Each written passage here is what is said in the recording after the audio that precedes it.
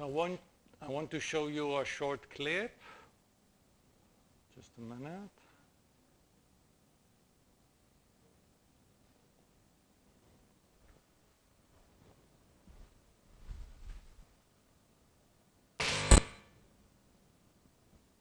Okay, let's take this one.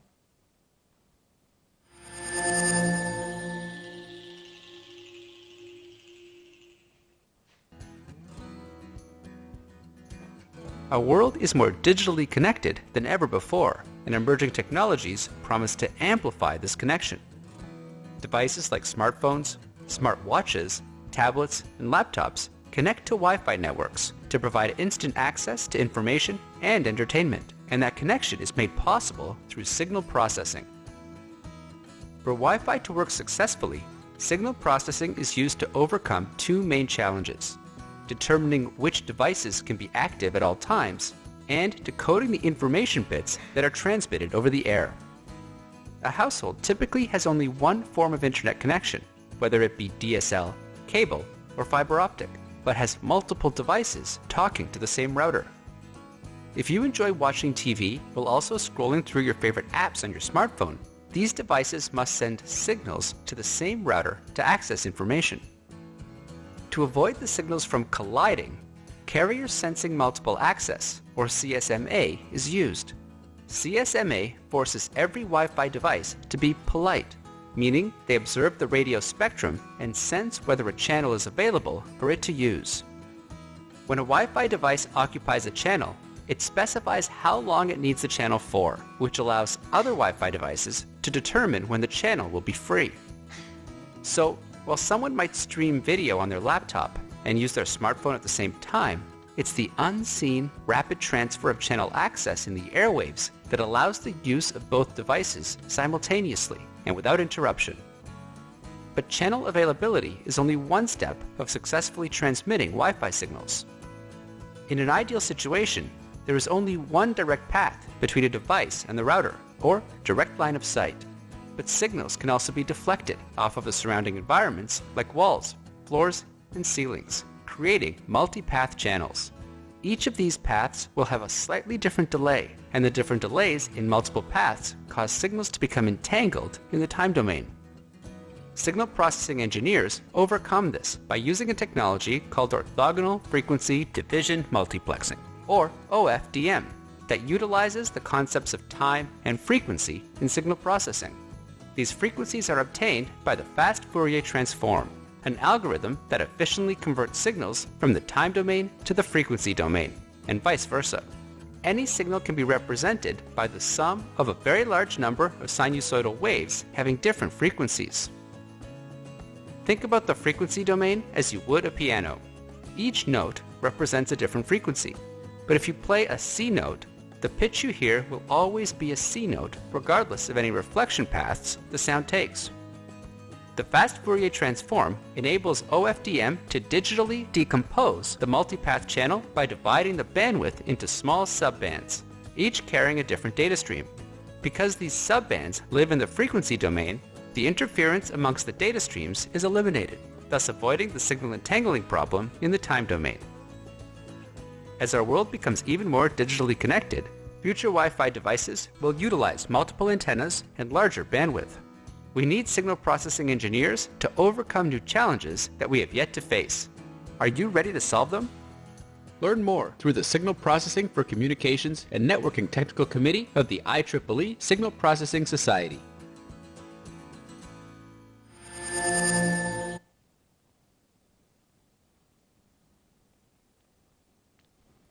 Okay, so what I wanted to show you that in different areas, signal processing people working in different areas, sometimes they use models and they call different things different terms. So when you understand the things and you learn or you combine, don't be afraid to read signal processing problems from different fields. Maybe the terms are different, but maybe they mean similar things, and you can see the problems, how they define, what kind of assumptions they make, and so on. So you can learn from other fields in signal processing, and you can combine different methods, different tools. for problems that you will face at work or research. Okay? So it's very important that don't constrain yourself to the area that you work. For example, if you work with multi-channel or underwater communication, okay? Or beamforming, or speech processing, things. Don't read only the material in that area. Be aware of other areas which are relevant, because people may do very nice work in different areas, but because you're not familiar with the terms, maybe you say, oh, it's not relevant to me, it's different. But maybe you can gain out of it insights that is relevant to your topic, okay? So expose yourself and don't be afraid to read from other areas. Many things, just like I show you, communication, Wi-Fi, underwater, in different environments, radar, sonar, seismology. Many things have things in common, many areas.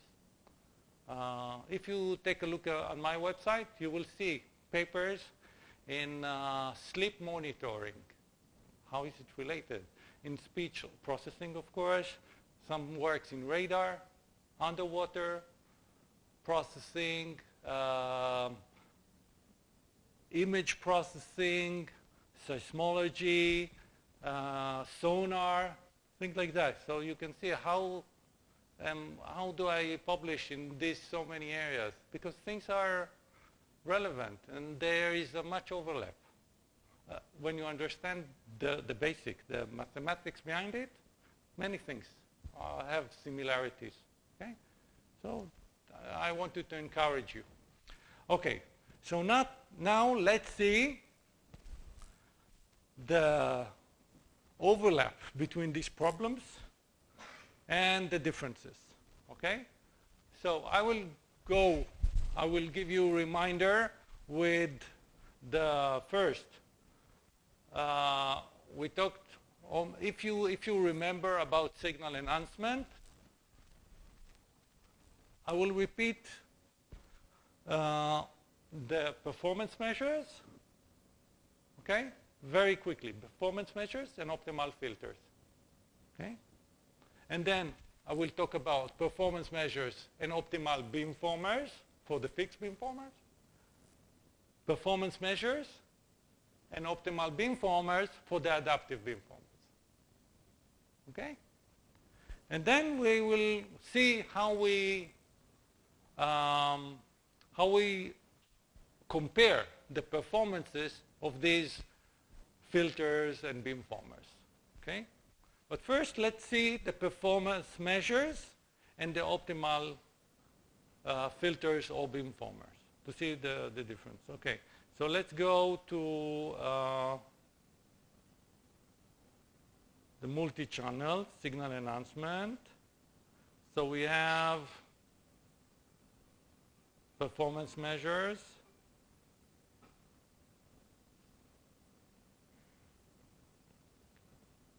Okay, so we define the performance measures. I go over it quickly because I don't need to go over the formula. I just want you to remember. Okay, so we talked with the multi-channel enhancement in the frequency domain. We talked about signal to noise ratio. Of course, the input and the output and the gain in SNR. Okay, because when we filter a signal, we try to estimate it. So we can talk about the gain in SNR. The gain in SNR compared to the reference channel, which is the array gain. Okay? So we talked about the array gain for signal enhancement. Then we talked about noise reduction factor, how much noise we reduce, and how much is the desired signal reduction factor, how much we reduce or distort the desired signal. And the desired signal distortion, distortion index, because we want to see the normalized difference between the estimate of x1 and x1. And we normalized its variance, the error, by the variance of x1. And then we talked about mean squared error. We remember all of that. Okay. So when we talked about signal to noise ratio, we can find a filter that maximizes the SNR. When we talk about the mean squared error, we can find a filter that minimizes the mean squared error, the Wiener filter. And then we said if we have the mean squared error, which is, we can split it into two components of mean squared error of the distortion and mean squared error of the noise, the residual noise, the variance of the residual noise. So we can add a trade-off filter. So if we go to the optimal filters, okay? So we have the maximum SNR, the filter that maximizes the SNR, the Wiener, and we have a trade-off filter that we can trade off using the parameter mu. We can trade off or find a trade-off between noise reduction and distortion. And if we don't want distortion at all, then we have the MVDR. So we reduce noise in the noise-only space. And then we have also the LCMV. The LCMV, in terms of output SNR, is the less optimal than the MVDR. But if we know that we have another interference, which in terms of noise power is not that significant. Maybe its power is weak. So we want to give that source more weight. We want to reduce it, even though it's weak, because maybe it's some non-stationarity, some clicks, or some interference that interfere with our system. Okay? So we have multiple things, and even something weak, sometimes it interferes in our estimate of the desired signal. So we add an additional constraint, to the MVDR. The MVDR has one constraint, distortionless response. For LCMV, we have additional relative transfer functions that are related to the noise, to noise sources. And for these noise sources, we want maybe to put them, to completely eliminate them. So we add some constraints on interferences in the LCMV. So obviously, because we add constraints, the output SNR will be lower than the MVDR, but at least we're able to eliminate weak noise sources, which are very significant, not in terms of the power, but in other by other type, or maybe according to their characteristics or something else. So we still want to cancel them. Okay. And then we talked about generalized side lobe canceller structure that actually enables us to implement LCMV and MVDR by using adaptive filtering. We talked about adaptive filtering and their advantages in real implementations, real problems. Okay, so this is with signal enhancement. Now let's move to fixed beamforming. Okay, so fixed beamforming, performance measures, and optimal filters. Okay, so let's talk about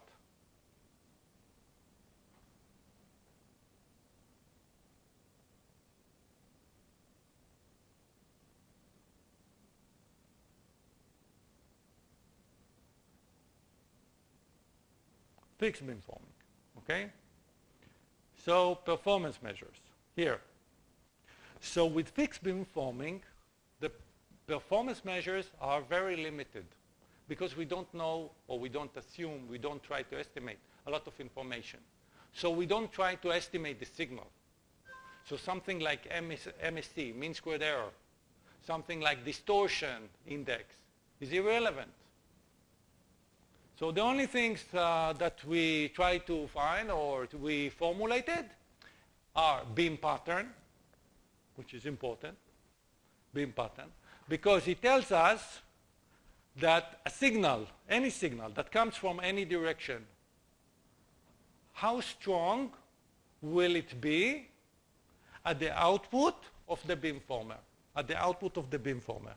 How strong will be present at the output of the beamformer? So actually what we want is that the desired signal, or signal that comes from theta d, we assume that we know the desired direction. So a signal that comes up from theta d will be undistorted, like this. And signals that come from other directions, which are undesired, will be suppressed as much as possible. But of course, we cannot do that. We cannot suppress any signal that comes from any other direction. So the beam pattern shows us, it gives us what is for example, the power of a signal that comes from any direction, theta. And usually what we want is to have a peak at the direction theta d and very small side lobes from other directions. And we also talked about the dependence of the width of the main beam on frequency. So when the frequency increases, the main beam becomes more narrow for a given array. In addition, so we can design constant beam width beamformers. We can try to do that. There are some methods. So we can actually try to design a beam pattern, a desired beam pattern. So somebody tells us, I want this beam pattern. So I can design, what does it mean to design the beamformer? To design this H for each frequency. This beamformer contains M elements for each frequency. So we can try to find these weights, this beamformer, such that we will get a desired beam pattern. So this is an important performance measure that we didn't encounter for signal enhancement. For signal enhancement, we don't care. We care about other things because we estimate the signal. Here, with beamforming, we care about the beam pattern instead, because we want how we design the beamformer. So what happens for different directions? Here we don't deal with the directions. We deal with relative transfer functions, which depends on the environment, the position of the source, the position of the reflections, and so on. Okay? And then we talk about signal-to-noise ratio. So we have input SNR, output SNR, and the gain in SNR. The gain in SNR, it means how much the SNR at the output of the beamformer is relative to the input of the input SNR, which is the signal-to-noise ratio at the reference sensor. So the gain in SNR, we give two different definitions because the gain in SNR depends on the noise environment. So if we don't know the noise environment, how can we define gain in SNR? We don't know the signal, we don't know the environment. So how can we define gain in SNR? So we see that using a beamformer, we don't need to know the signal or the variance of the signal. We just need to know what is the response to the direction of the desired source. So we use this constraint that it's 1. So any signal that comes exactly from theta d will not be distorted. And then the noise, regarding the noise, we assume a certain noise. So we can assume either the noise is white or the noise is diffused. So if the noise is white, the gain under the condition that the noise is white, it's called white noise gain. If the noise is diffused, so the array gain when the noise is diffused is called directivity factor. So obviously, we would like to have high array gain under all conditions. When the noise is white, when the noise is diffused, or any other noise field. But we showed that we cannot do that. if we design the beamformer to maximize the white noise gain, the directivity factor will be lower. If we design it to maximize the directivity factor, the white noise gain will be lower. So we need to find a trade-off, just like trade-off that we worked for signal enhancement. So we found a trade-off. Trade-off between what? Signal enhancement. Trade-off between what? Two, exactly, signal distortion and noise reduction. So here, with fixed beamforming, we will show that we can find a parameter that controls the trade-off between white noise gain and directivity factor. We cannot talk about distortion, okay? We talk about white noise gain and directivity factor. So if we try to reduce, okay, with white noise gain, if we want high white noise gain, it means that we suppress white noise. With directivity factor, high directivity factor, it means that we suppress diffuse noise. Or we try to suppress noise that comes from unknown direction. Also something like that. Okay? So sometimes if we don't know the direction, we assume that all directions are equally probable. So all directions of the noise are equally probable, so we try to reduce them like if there is noise from all directions, because we don't know. So this is the directivity factor. So if we try to reduce the diffuse noise as much as possible, we will get some amplification of white noise. And this is very important. It means that if we design a beamformer and then it amplifies the white noise, especially in the low frequencies, so it will affect the output. So at the output of the beamformer, we will get high white noise because it is amplified compared to a single sensor. So this is a big disadvantage of just maximizing the directivity factor. It doesn't work well. So we found fixed beamformers. Either, yesterday we talked about the beamformer that maximizes the white noise gain, or beamformer that maximizes the directivity factor.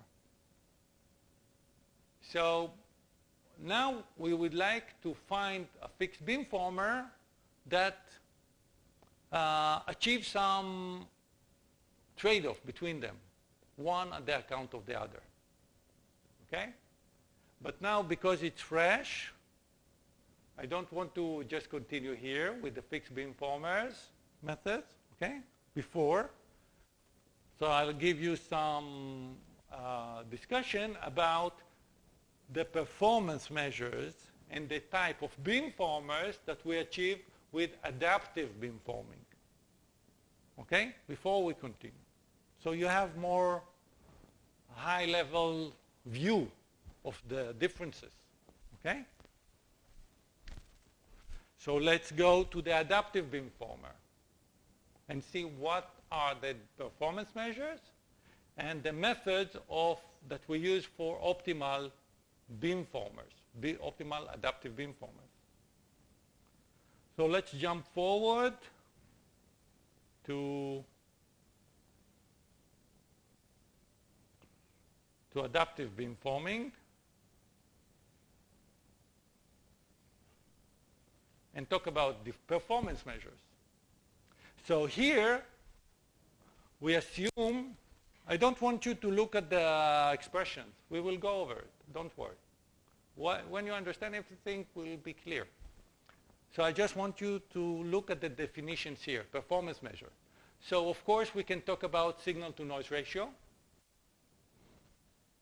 because we assume that the desired signal comes from a certain direction, and we know the correlation matrix of the noise. We know the noise environment.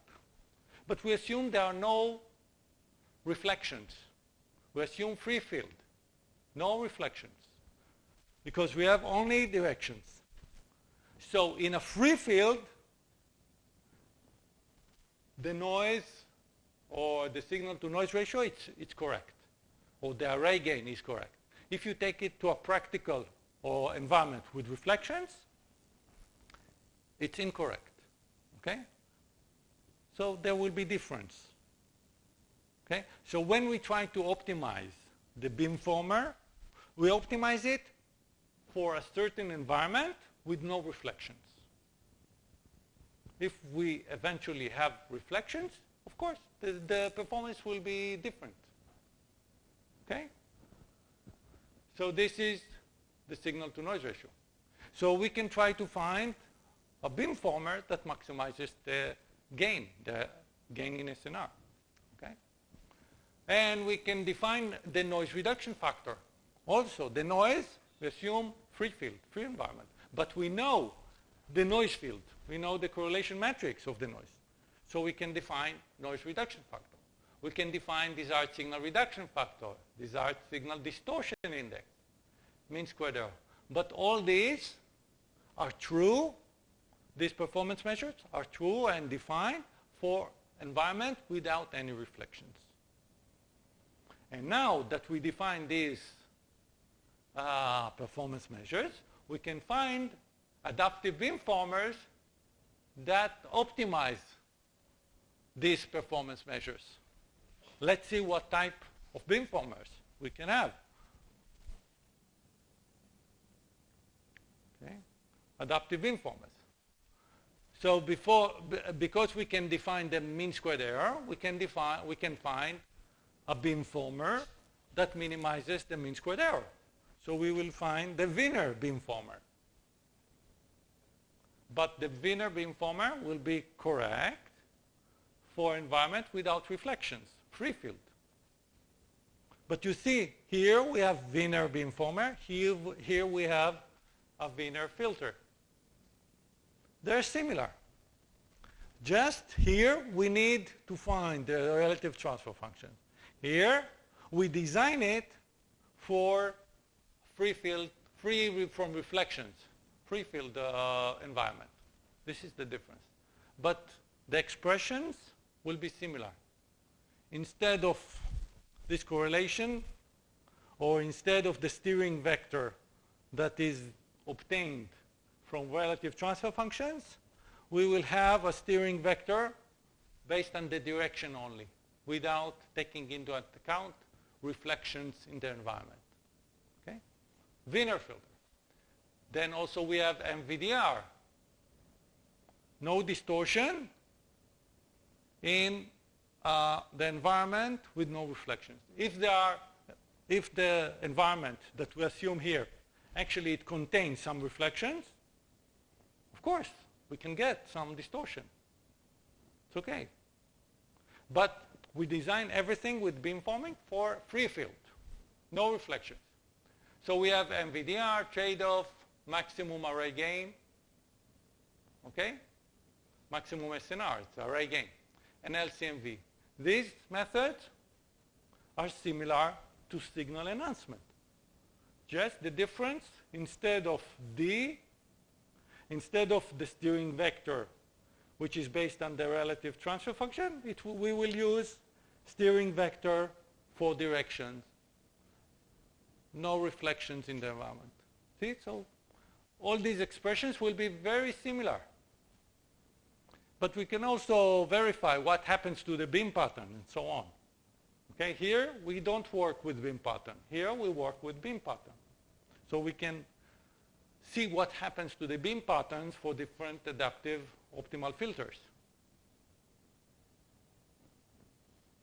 Okay, so this is very important. Any question? Okay, questions? Okay, very good. So now you are ready for the fourth and last assignment. Okay, let's go with the fixed beamforming. We reached, so we talked about delay and sum and maximum. Here, we came to here. We compared, we showed examples to compare delay and sum beamformer, which maximizes the white noise gain, and the maximum DF beamformer, which maximizes the directivity factor. We showed examples, we showed how the beam patterns look like, what is aliasing, what happens, how come when we increase the frequency, sometimes the directivity is reduced. We showed this example, that the directivity can become lower when we increase the frequency. This is indication of aliasing. We talked about aliasing, what happens, and so on. So your fourth and last assignment, if you like more assignments, I can send you when I return to Israel. Actually, you have as many assignments that you want. Any example that I show, you can repeat that, you can play, you can change the signals. And also, at the end of each book chapter, you have many problems. So you can try to solve it. And in addition, you can read some of the papers I cite at the end of each topic. So you can read some of the papers, which are very interesting. Okay, so you have enough work to do as much as you want. So this assignment, it's relatively short because tomorrow we finish. So it's quite short, but it's important. Okay, so it will not take you much time.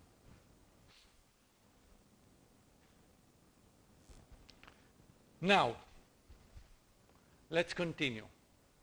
So we continue with optimal beamformers for fixed beamforming. Okay, so when we found the maximum DF beamformer, so the performance of the max DF beamformer depends on theta D. Okay, so let's delete here.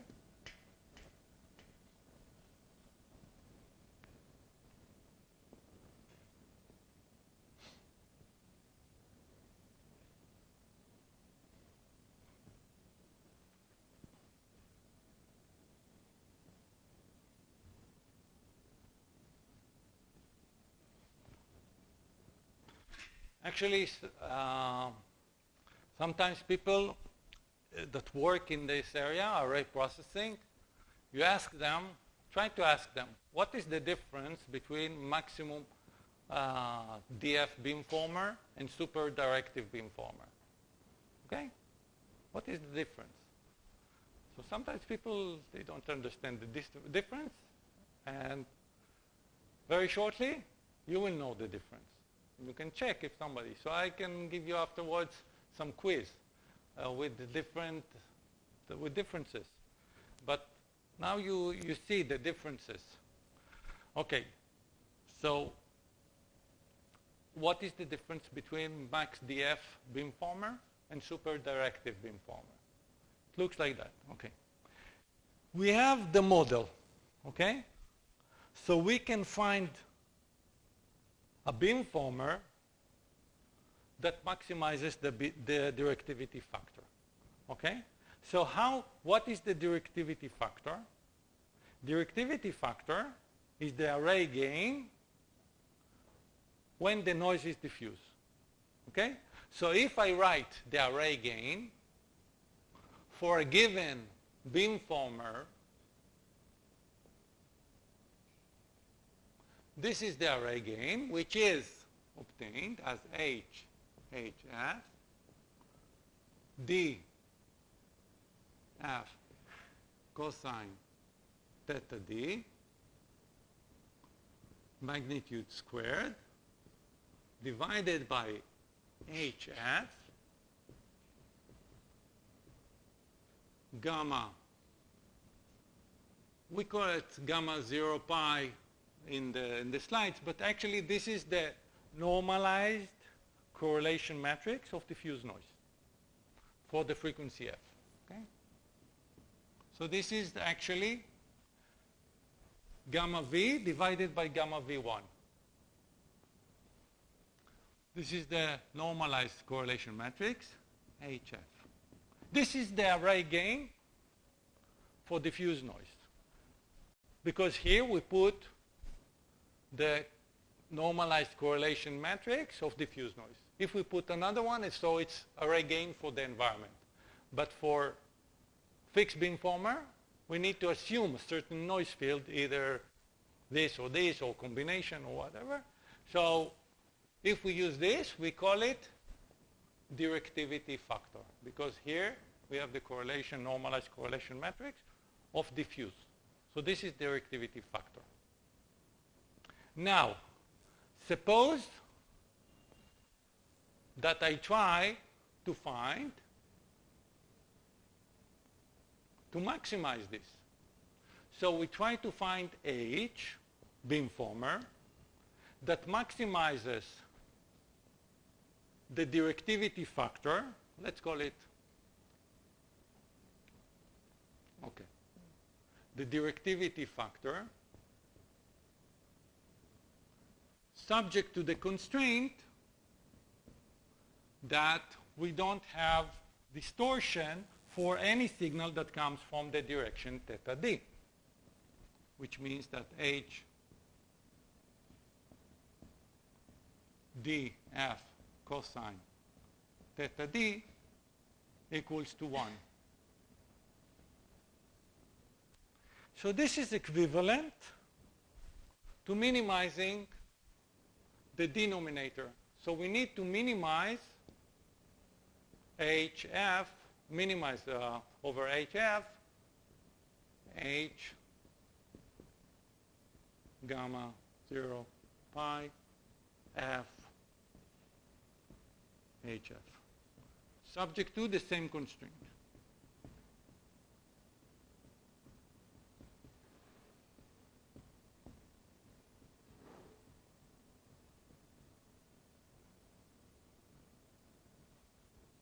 Okay? Same. Now suppose that we find, so how do we find this? We know how to solve this problem with the Lagrange multiplier. So the solution for this problem, we call it max df, beamformer,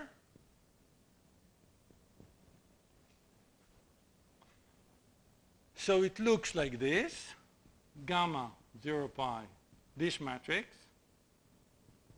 minus 1 d f cosine theta d divided by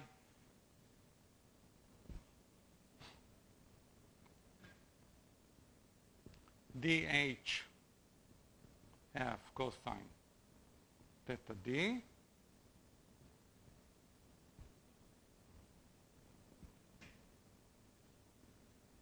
gamma minus 1 0 pi f d f cosine theta d. So if you do the assignment, the last assignment, actually it's very similar. So this kind of problems, you know the solution, straightforward solution, okay, using Lagrange multiplier. Once you prove it, you find many of the MVDR, directive, super directive, and so on. So it's important that you know how to solve an optimization problem like that. So this is the filter that maximizes. So the maximum directivity that can be achieved, maximum directivity. So if I ask myself, okay, what is the maximum of the array gain, which is using this filter? Okay? So the array gain that is achieved using this max df filter, what do? I take this expression and I put it here.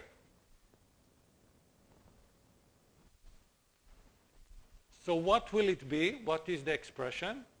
You see, the denominator is 1 because it satisfies the constraint. Denominator is 1. So it's actually only the denominator. Okay? So if I use this, what will I get? So I take this.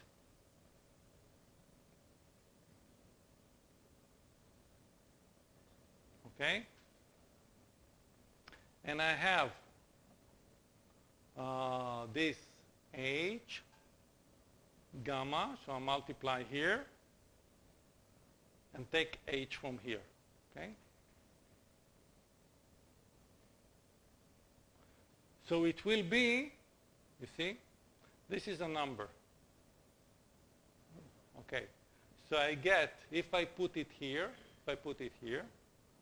so I get, okay, I don't want it to be, I will put it here.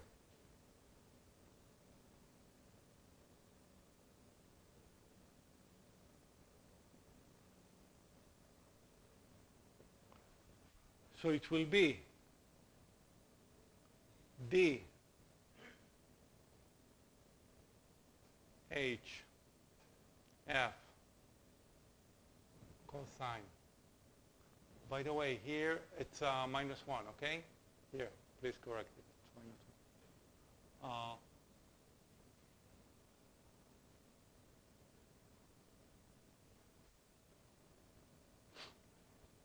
It's -1. No.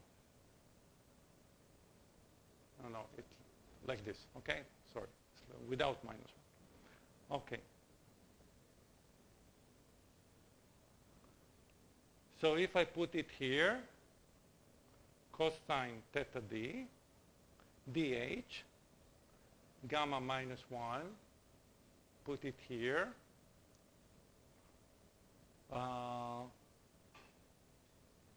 So I multiply it with gamma,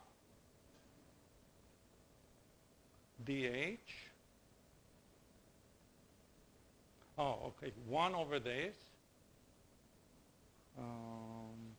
If I multiply it with H transpose conjugate, multiplied with gamma. Okay, so I have dH. This is symmetric matrix. I multiply it with this. And then again, so it cancels out. And then again, I take H, so I will get gamma -1 dH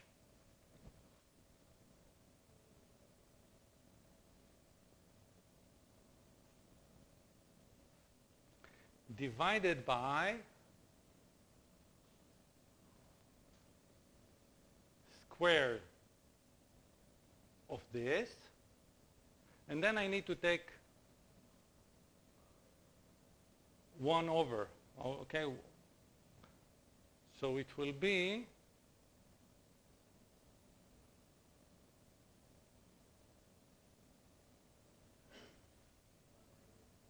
okay, I will write it and then write -1. Okay, so it will be easier for us. Because I want only this term, and then I will take to the power of -1. So if I multiply here, so it's dH, gamma -1. We multiply with gamma, so it cancels. And then I have, again, gamma -1 from here, D. So this is the denominator. And then the denominator is this value that comes from H and H. So I have square of this. dH F cosine theta D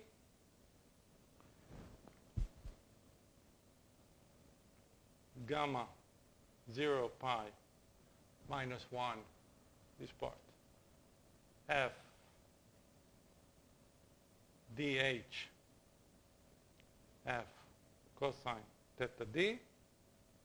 Oh, I'm sorry.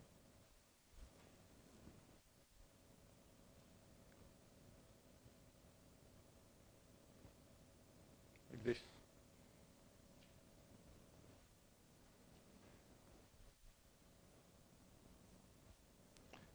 and this is square.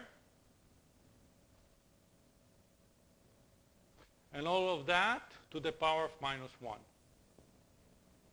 Okay, so you see the numerator, and here it's square.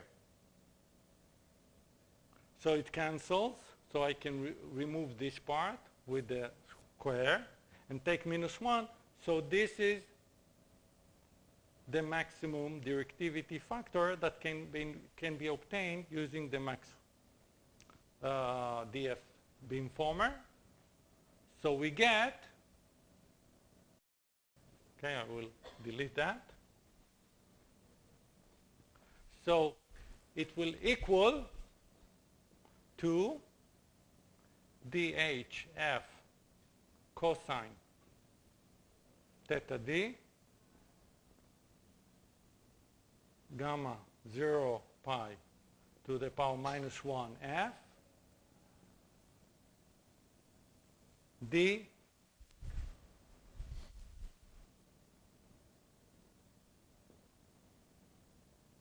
f cosine theta d. Okay? So, of course, it depends on the frequency.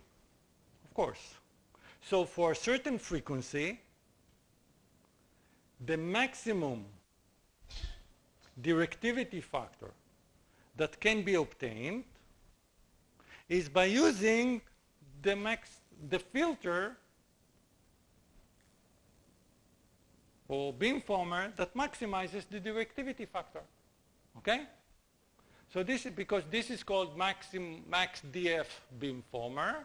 So using this max DF beamformer, if we put it in the array gain for diffuse noise, we get an expression of the directivity factor. Okay? So we can see that the directivity factor depends on the direction. What does it mean? It means that suppose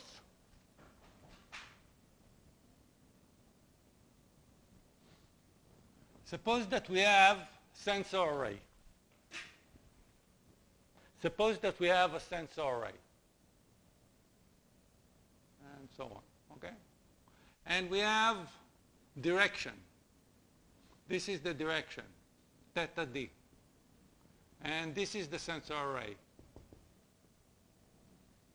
So it can be uniform linear array or any other array. So do you agree that if I plot the array gain, so if I plot the array gain using H max df as a function of f, okay? So it will give me a plot. It will give me a plot how the directivity factor, the directivity factor depends on f. But theta d is given. Okay, so I will have a plot. Assume that, okay, it goes up with the directivity goes like this. Okay? But this is for a certain theta d. So assume that the desired source comes from this direction. And maybe for a different theta d, we will get something like this. For a different theta d, we'll get something this. Maybe. I don't know. So do you agree that this plot, how the directivity factor using the beamformer that maximizes the directivity factor, this plot depends on theta d. Where is the direction that I look for the desired source? So it depends on the direction of the desired source. Okay? You agree. We obtained explicit expression. So now I can ask a question. Suppose that I'm able to steer the array. to change the direction of the array. What does it mean? I can control also theta d. And now I can ask you a question.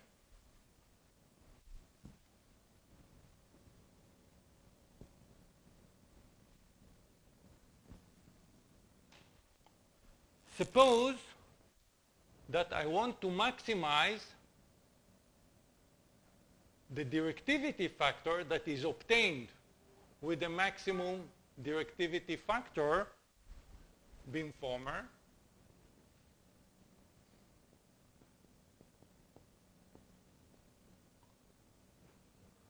by steering the array relative to the desired source. So I want to change. Okay? Understood? I can steer the array. So I can change theta d. So maybe I can change the array such that theta d will be 0. Maybe I can change it such that theta d will be 45 degrees, 90 degrees. Because it depends on the array. So I ask, what is the steering of the array such that I maximize the directivity factor? So I hope that it will not depend on the frequency, because I cannot steer the array for each frequency. Okay? So if it depends on the frequency, I can take the integral here, overall frequency. Is it true that I will take an integral here? No.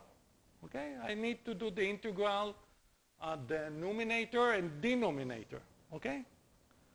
But the denominator is, okay, so when I define the array gain, the integral of the denominator is the integral over 1.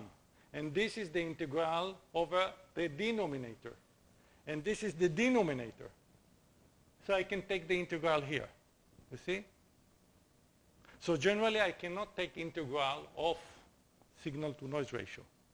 But because the definition of the array gain, okay, the output SNR divided by the input SNR, okay?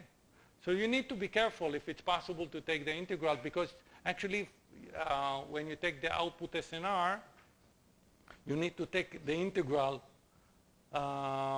separately of the numerator and denominator. So you need to make sure how to take the integral, because sometimes terms cancel out.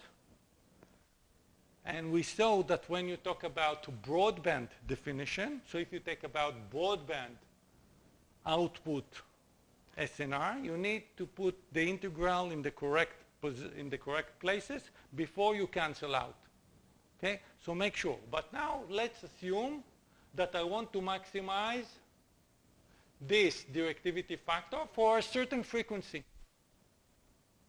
Or maybe I hope the result will not depend on the frequency, which is then I don't care about the frequency. So I mean that I want to steer the array such that I can control theta d. It's a good question, if I can do that. Think about the smart glasses. Smart glasses. Suppose that I want to maximize the directivity factor using array of sensors, array of microphones on the frame. And then I can ask, I want to design a fixed beamformer, assuming that the noise field is diffuse. And I design a beamformer that maximizes the directivity factor. So to which direction will I design it? To this, because I can steer the array.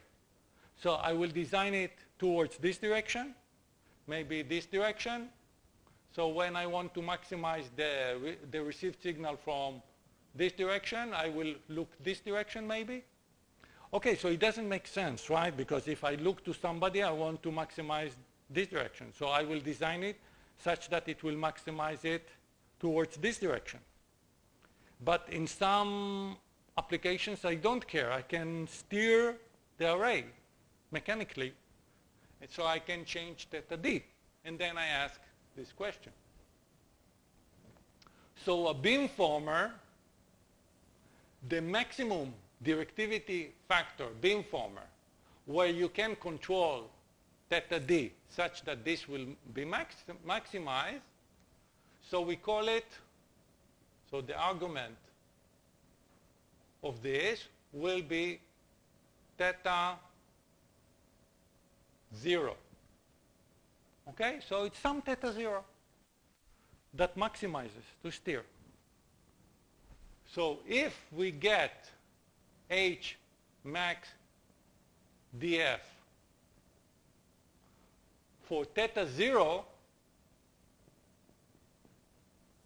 so this beamformer that maximizes the df when theta d is theta 0, this is called H super directive beamformer.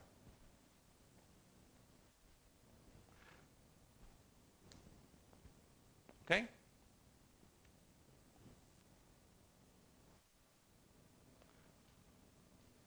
Any questions?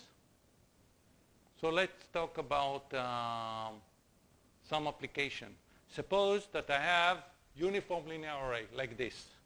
So sometimes it can be shown that sometimes that the maximum directivity factor is obtained when the source comes from the end fire. So theta d is 0. So theta d is 0. So what I can do, I can take the array and direct it in such a way that it will be directed to the source. And you can see that also with, I don't know if you're familiar with shotgun microphone. Just journalists, they use to interview somebody.